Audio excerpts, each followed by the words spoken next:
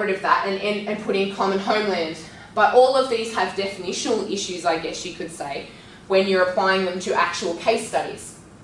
For instance, common descent within his particular papers that he's written on this isn't that clearly defined.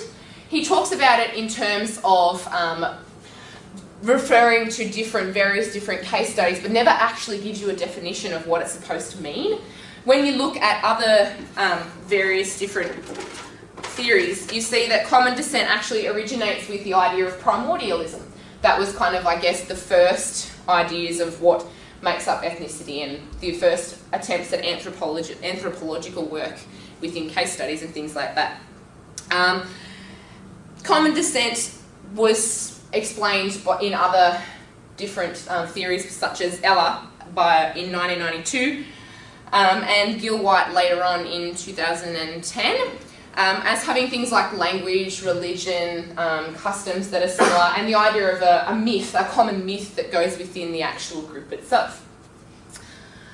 Okay, so the application of ordinary language approach within actual case studies.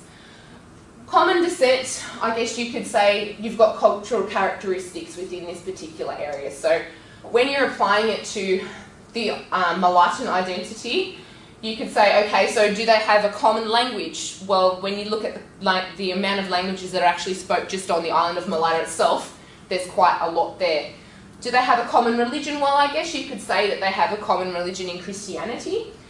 The customs one, though, is very difficult because depending on which particular area of Malaita you're looking at, if you're looking at the Kwayo region, which is, I guess, the mountain region in the middle is the Kwayo, and then they call them the bush people.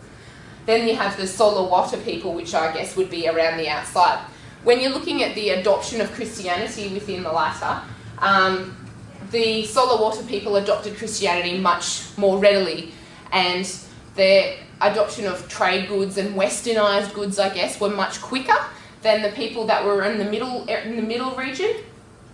So I guess there is a difference in the descent of the particular people as well. But at the same time, you could say, well, they had the Messina movement, which originated in Malaita, which kind of unites them as a common identity, I guess, as well. Common homeland. Well, when you're looking at Malaita, as you saw, the province is quite open.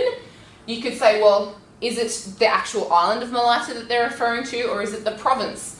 This is very up in the air. When I did my fieldwork in 2011, you asked people, well, does it matter if you're from the province of Malaita or if you're just from the island of Malaita? People are very non-committal. They don't really understand whether it's the entire province that you're talking about or whether it's just the island. Because if you're talking about the provincial level, you've also got the outlying areas of Ontong Java and Sikayana, which are Polynesian, which would rule it out as being an ethnicity because it has differences in descent as well, which is one of the key characteristics for being an ethnicity. Okay, so common history, you've got, as I talked about, differences in the adoption of Christianity and the maintenance of custom that came with the accepting of trade goods. However, there's also things like they all had some sort of influence from World War II. So all Malaitans and all Gwales all had some influence